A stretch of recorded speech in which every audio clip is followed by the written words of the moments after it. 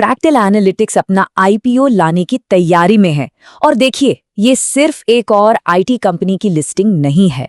आज के इस विश्लेषण में हम ये समझने की कोशिश करेंगे कि ये कंपनी पूरे इंडियन आईटी सेक्टर की कहानी को कैसे बदल सकती है, और ये उन आईटी कंपनियों से इतनी अलग क्यों है जिनके बारे में हम सालों से सुनते आ रहे हैं।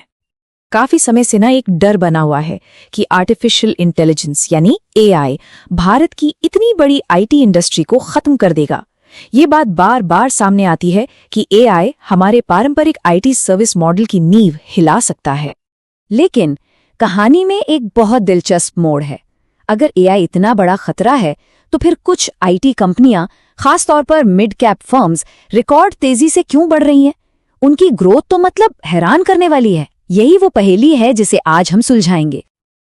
और इस पहेली को समझने की चाबी है फ्रैक्टल एनालिटिक्स। ये कोई ट्रेडिशनल आईटी कंपनी नहीं है, बिल्कुल नहीं। ये एक नई तरह की फर्म है जो एक अलग ही खेल खेल रही है। चलिए इसमें थोड़ा और गहराई से उतरते हैं। फ्रैक्टल खुद को डीएआई यानी डेटा एनालिटिक्स और एआई सर्विसेज कैटेगरी में रखती है। अब इसका मतलब क्या है? सीधा सा मतलब है कि इनका फोकस बिजनेस चलाने पर नहीं, बल्कि डेटा का इस्तेमाल करके बिजनेस के फैसलों को बेहतर और स्मार्ट बनाने पर है। मिसाल के तौर पे एक प्रोटीन बार कंपनी को ले लीजिए। डीएआई यह तय करने में मदद करेगा कि उस बार की कीमत क्या होनी चाहिए, उसकी पैकेजिंग कैसी दिखे, या उसे किन स्टोर्स में रखना फायदेमंद होगा।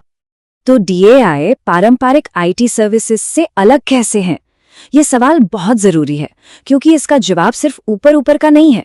ये अंतर बहुत ही बुनियादी लेवल पर है, जो सब कुछ बदल देता है। देखिए, जो पारंपरिक आईटी कंपनियां होती हैं, उनका मुख्य काम होता है बिजनेस को चालू रखना, जैसे एप्स बनाना, क्लाउड मैनेज करना या साइबर सिक्योरिटी देखना। वहीं डीएआई का फोकस बिजनेस के रणनीतिक फैसलों को बेहतर बनाना है, जैसे कि प्राइसिंग क्या हो या प्रोडक्ट का डिजाइन कैसा हो। और यहीं पर वैल्यू को मापने का तरीका भी पूरी तरह बदल जाता है।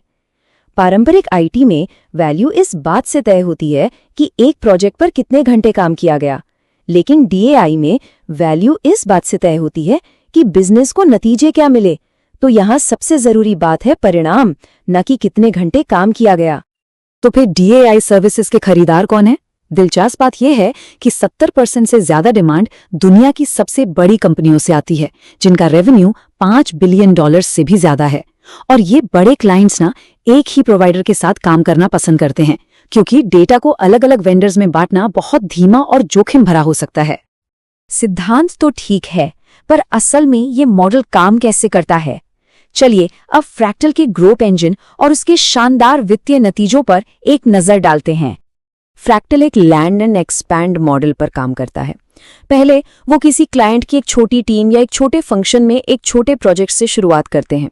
फिर धीरे धीरे उसी संगठन में दूसरी टीमों और फंक्शंस में फैलते हैं, और अंत में वो एक टीम से बढ़कर 50 से ज्यादा टीमों के साथ काम करने वाले एक एम्बेडेड पार्टनर बन जाते हैं। और ये मॉडल जबरदस्त तरीके से काम कर रहा है।